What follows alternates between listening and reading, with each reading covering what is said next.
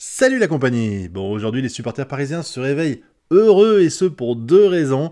La première, c'est bien évidemment la qualification en Champions League pour les quarts de finale, ce qui n'était plus arrivé depuis 3 ans si je ne m'abuse, donc c'est une vraie performance pour eux. Et la deuxième, c'est qu'ils se sont qualifiés avec la manière, parce que là, on a vu, on peut appeler ça un match référence. Et un match référence qui aurait pu être un match piège, parce que vous le savez, la Real Sociedad en ce moment, c'est pas trop la grande forme, hein, clairement, mais là, on mène 2-0 avec le match aller. On arrive à l'extérieur avec une Real Sociedad blessée. C'est un animal blessé qui galère en Liga en ce moment. Je crois qu'ils n'ont pas fait de victoire depuis 6 matchs, je crois, en Liga. C'est vraiment mal engagé pour eux de réussir à se requalifier en Champions League l'an prochain. Et pour qui une compétition, une coupe nationale ou européenne, c'est une bouffée d'oxygène. Et du coup, c'était un peu le danger, c'est que ils profitent en fait du fait que on n'est pas dans le pressing du championnat avec la volonté absolument de gagner 3 points pour recaler par rapport aux autres équipes. Là, c'est vraiment genre, on n'a rien à perdre. On n'a rien à perdre. On a vu plein d'équipes dans le passé qui ont fait ça, même des équipes qui jouaient le maintien et dans les coupes nationales, elles se transcendaient véritablement. Et ben là, en fait, j'avais un peu peur de ça. Et finalement, ça n'a pas eu lieu, même si la Real a essayé de prendre les choses en main très rapidement, ils ont été muselés super vite. Muselés super vite par une équipe du Paris Saint-Germain, qui est une véritable équipe, là. Ce qu'on a vu, c'est une véritable équipe, avec un Mbappé qui n'est pas tout seul à essayer de... Enfin, il a porté l'équipe avec ses 2 buts, clairement, mais j'ai pas eu ce sentiment de... T'as 9 joueurs, enfin t'as 10 joueurs sur le terrain qui jouent pour Mbappé et Mbappé qui joue tout seul en pensant qu'à sa gueule. Ça arrivait à plusieurs reprises dans le passé et j'ai l'impression qu'avec les événements qu'il y a eu récemment, il avait peut-être à cœur de regagner la confiance du public, de montrer en fait que la critique qu'on avait envers lui, surtout après le match de Monaco où il s'est barré en tribune et tout ça, elle lui glisse dessus et que ça passe, voilà. Il a fait une performance XXL, on en reparlera après, mais avant tout, je pense qu'on peut saluer ici la composition de Luis Enrique parce que quand j'ai vu l'équipe qu'on a eue au départ, j'étais un peu inquiet quand même. Avec un Hernandez qui était pas du côté gauche, mais qui était au centre avec Beraldo. On met pas Marquinhos, on met Beraldo, qui pour moi, en tout cas depuis le début, a pas été rassurant à chaque fois qu'il était sur le terrain. Au mieux, il était moyen, mais moyen en Champions League, dans un match à l'extérieur, c'est pas ce qu'il fallait. Et puis un Nuno Mendes, que j'aime beaucoup, hein, clairement, mais qui a pas été titulaire depuis 10 mois, le relancer dans le bain ici, c'était très dangereux pour moi en tout cas. Bon, on a eu Fabian Ruiz à la place de Ugarte. Je sais pas si Ugarte est blessé ou autre, mais c'est vrai que je préfère largement Ugarte à Fabian Ruiz en général. Je reparlerai de lui après pendant le match. Et un numéro 9 qui est complètement inexistant, puisque au lieu de jouer avec un vrai 9 comme c'est arrivé à plusieurs reprises, ils ont placé Dembélé, enfin Luis Enrique a placé Dembélé en faux numéro 9, et je trouve que ces excentricités, ces choix un petit peu originaux de la part d'Enrique, ils ont tous payé.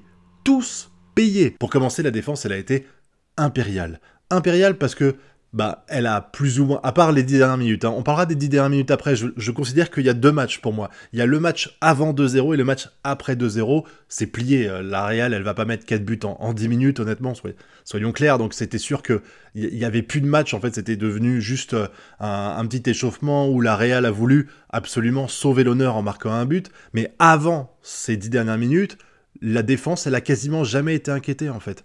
Jamais. Ils ont géré tout du long, Donnarumma, tous à peu près, je reparlerai encore une fois des individualités après, et ça, c'est dû au fait aussi que le milieu de terrain a été top.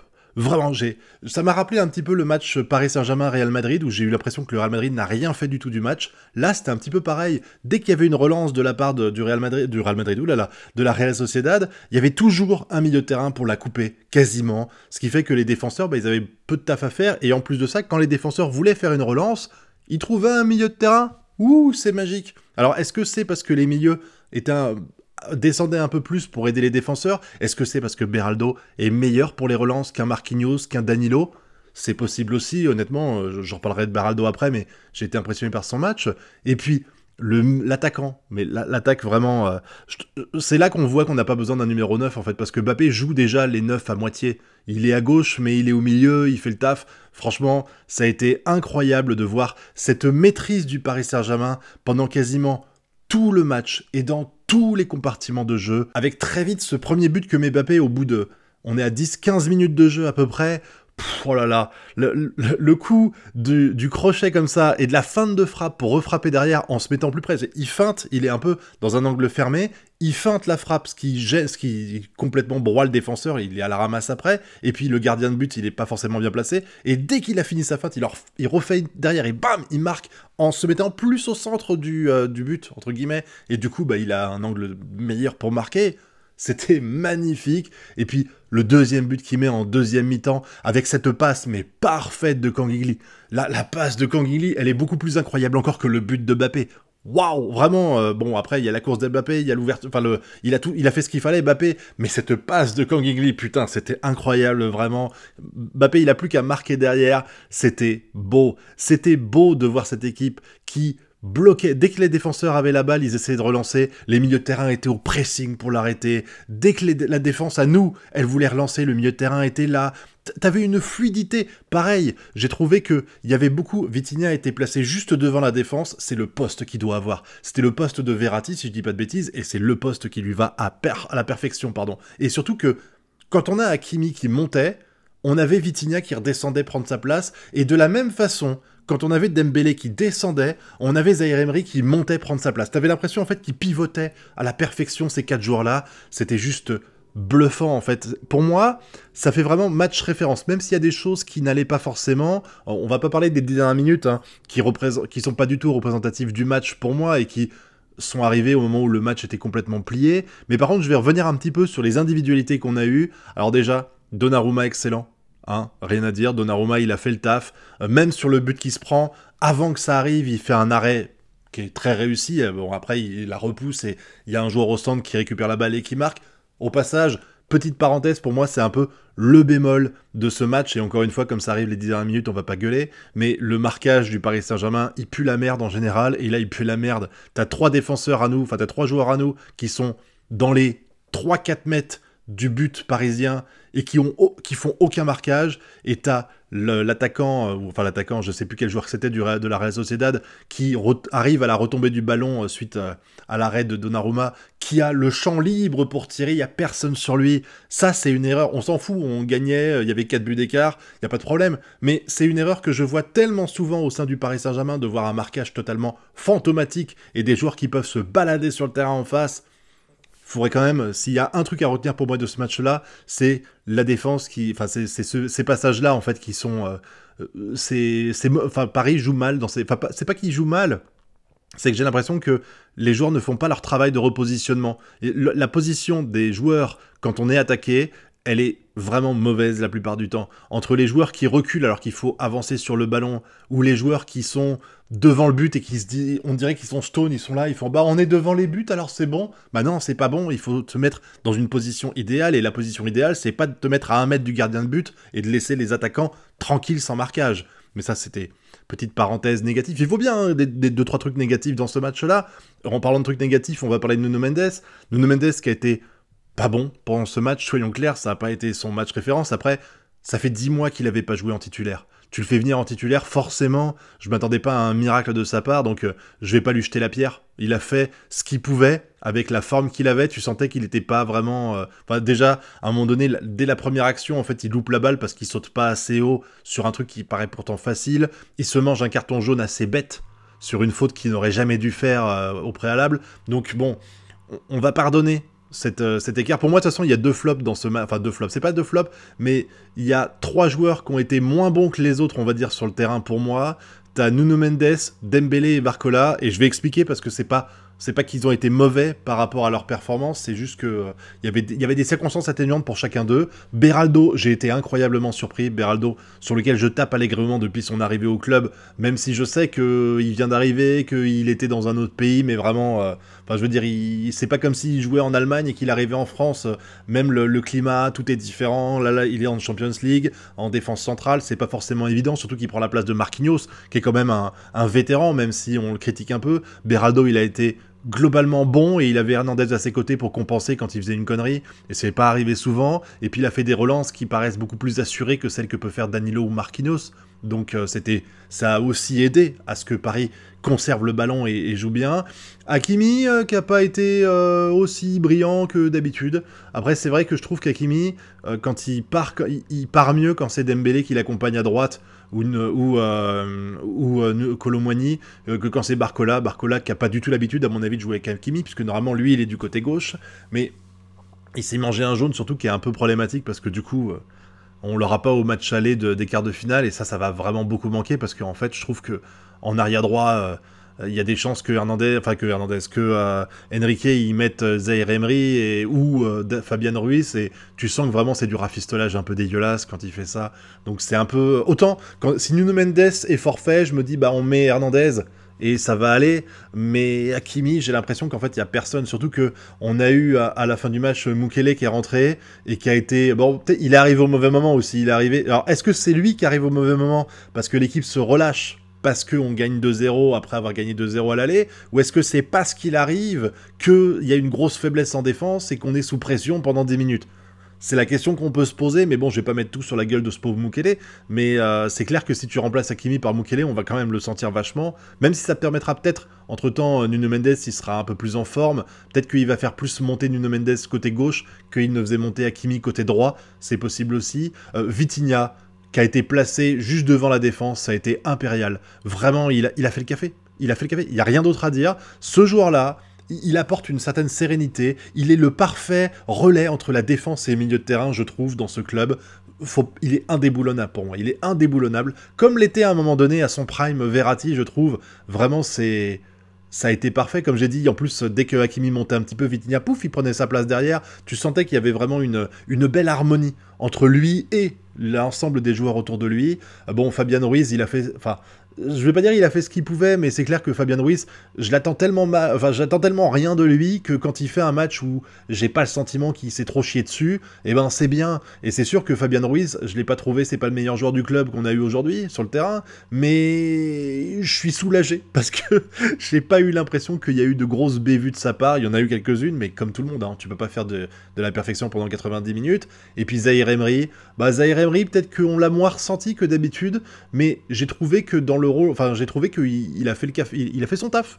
Il a fait son taf, un peu à l'image de Fabian Ruiz, sauf que t'attends plus de Zaïre Emery que de Fabian Ruiz, même si, comme j'ai dit à un moment donné, Dembélé, et je vais en parler juste après, Dembélé, à chaque fois qu'il descendait, parce qu'il descendait des fois très bas, hein, Dembélé, Zaïre Emery prenait sa place, c'est arrivé à 2-3 reprises, et franchement, Vitinha aussi l'a fait à 2-3 moments, et ça a permis de garder un équilibre au sein de l'effectif et des positionnements, et là, on va parler de Dembélé 2 minutes, mais... Alors...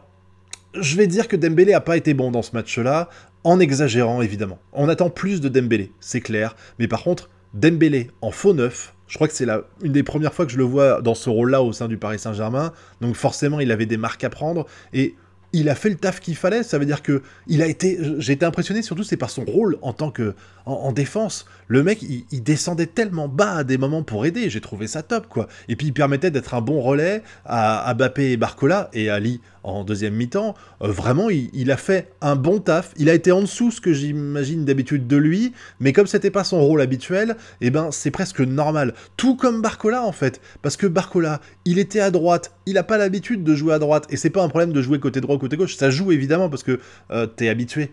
C'est pas... Ça peut paraître con en fait, mais on se dit que jouer d'un côté ou de l'autre ça change rien. Non, ça change quand même pas mal de choses, surtout pour un attaquant, parce qu'il faut qu'il se positionne sur son bon pied et tout ça. Et Barcola en plus il a pas l'habitude de jouer avec un Hakimi à droite. Donc ça a posé problème. Il a failli marquer un but d'entrée de jeu grâce à Mbappé. C'est dommage qu'il l'ait pas mis. J'ai bien aimé, en fait, on le voit, il tape la balle avec le pied gauche, je crois, et il essaie de la retoucher côté droit, juste après, pour essayer de la dévier un petit peu. Putain, s'il l'aurait touché et qu'il l'aurait mis, ça aurait été magique, ce but, j'aurais trop kiffé. Mais il a fait... une Barcola, j'ai envie de dire. C'est un match où il touche pas beaucoup de ballons, où quand il touche un ballon, il est dangereux, mais... il ne finalise pas l'action, enfin il ne finalise pas, c'est-à-dire qu'il fait peur, mais il marque pas. C'est un peu le problème que j'ai avec Barcola en ce moment, même si il est jeune, qu'il jouait pas du bon côté, voilà, qu'il a fait que 45 minutes, mais globalement c'était pas non plus gravissime ce qu'il a fait, surtout qu'à côté t'as Mbappé qui penchait tout de son côté et qui gérait, mais putain c'est... Oh, mais qu'est-ce qui va manquer Mbappé? Qu'est-ce qui va manquer Mbappé? Waouh! Quand tu vois ce match-là, tu te dis... Mbappé, il est indéboulonnable. La saison prochaine, il est plus là, on est perdu. Alors je sais que j'exagère en disant ça parce qu'il vampirise beaucoup le jeu et que le jour où il partira, c'est d'autres joueurs qui vont en bénéficier. Et on l'a vu, hein, Ronaldo quand il était là, Benzema il s'effaçait. Quand Ronaldo est parti, Benzema il a pris de l'ampleur jusqu'à pouvoir le remplacer, gagner le Ballon d'Or, gagner la Champions League et tout en portant l'équipe. Voilà, donc c'est tout à fait possible qu'on ait, on ait ce genre de situation-là plus tard. Quand tu as des grands joueurs comme ça, ils vampirisent tellement le jeu que les autres ont moins le temps de s'exprimer personnellement, mais Mbappé, le but qu'il met, le premier but qu'il met, je vois aucun joueur du Paris Saint-Germain pouvoir faire pareil. Aucun. Que ce soit lui qui vampirise ou pas, ça change rien, même si Mbappé était pas là et que les joueurs étaient libres de faire ce qu'ils voulaient, voilà, il y en a aucun qui ferait ce qu'il a fait. C'était incroyable ce but-là, le premier, et puis bon, le deuxième, il est lancé par Kang In-lee, dont l'entrée a été positif, vraiment, il a apporté beaucoup, et puis cette passe masterclass, comme j'ai dit à Mbappé, voilà, le deuxième but qu'il met, il est magique, mais ça m'a fait plaisir parce qu'on a eu un Mbappé qui a prouvé, en fait, que, qu'il n'était pas juste là pour faire de la figuration, et en plus, des fois ça m'arrive de gueuler parce que Mbappé, il est individuel, il plante des buts, mais il sert pas l'équipe, ou alors quand il a plus le choix. Moi ça m'arrive souvent de voir Mbappé dans une situation où en fait il essaye de dribbler 1, 2, 3 joueurs, et quand il voit qu'il s'en sort plus du tout, il cherche une solution. Il cherche pas la solution avant d'être complètement perdu et de dire j'ai aucune chance. Ça c'est un truc qui arrive souvent avec Mbappé. Et là, c'était pas le cas. Là, comme j'ai dit, la passe qu'il fait à la fin du match, je crois que c'est à Vitinha qui tire et qui a 2 doigts de marquer avant qu'il y ait un défenseur qui arrête la balle, il a passé le gardien, et le défenseur arrête la balle quasiment au niveau de la ligne de but. Cette passe-là qu'il fait, il aurait très bien pu partir, aller plus vers le centre et tirer, bam, et il aurait peut-être marqué. Mais le fait de faire une passe dans son dos comme ça à Vitinha, ça prouve qu'il est impliqué dans le collectif, et ça fait vraiment plaisir. On a eu vraiment un match référence ici. Un match référence où tous les joueurs ont été bons, même s'ils n'étaient pas forcément à leur place et où j'ai pu critiquer, ou qu'ils n'étaient pas en forme, comme Nuno Mendes, comme Dembélé, comme Barcola, ça n'empêche que globalement l'effectif a été bon. Il y a eu un vrai jeu d'équipe qui fait vraiment plaisir. Il faut quand même relativiser en disant que c'était la Real Sociedad et que c'était pas le Real Madrid, que c'était pas, le Bayern, il sait plus ce que c'était en ce moment, mais c'était pas Manchester City, voilà. C'était pas un grand club qui cherche à dominer et être sur le toit de l'Europe et gagner la Champions League, hein. La Real Sociedad, je pense pas qu'ils aient cette ambition-là, mais ça n'empêche que pour la confiance, après les 2 matchs nuls de merde qu'on a fait avant, eh ben ça fait super plaisir et ça montre que en Champions League, on est là et qu'on peut faire des ravages. Là, en quart de finale, toutes les équipes peuvent gagner. Toutes les équipes peuvent gagner, ça se joue à quelques matchs maintenant. Donc il va falloir être impérial, il va falloir continuer de jouer aussi bien, en croisant les doigts pour que, je crois que le tirage au sort c'est le 15 mars, il nous soit quand même un petit peu favorable et qu'on évite le Real Madrid ou Manchester City, ce serait plutôt cool, hein. Franchement, j'aimerais beaucoup jouer contre l'Inter. Inter qui est un très gros club malgré tout, et j'aimerais beaucoup pouvoir les affronter pour jauger vraiment le niveau. Si on bat l'Inter par exemple, on se dit là on a les moyens. Bon tu me diras si tu bats Manchester City ou Real aussi, mais ça me paraît plus difficile. Voilà, sur 2 matchs surtout, sur un match on peut éventuellement en finale, mais sur 2 matchs c'est plus compliqué. Mais en tout cas le Paris Saint-Germain a montré un beau visage, et j'espère que c'était pas juste éphémère. Bravo à toute l'équipe, vraiment bravo à toute l'équipe d'avoir assuré et d'avoir su garder, rester en confiance, ne pas céder à la pression et gagner ce match, gagner ces 2 matchs pour qu'on puisse encore rêver un petit peu plus dans quelques semaines pour le quart de finale, de Champions League. Et maintenant, je compte sur vous pour me donner votre avis sur ce match dans la zone commentaire. Puis vous connaissez la chanson, le pouce bleu, l'abonnement et le partage sur les réseaux sociaux. Quant à nous, on se retrouve très bientôt pour de prochaines vidéos.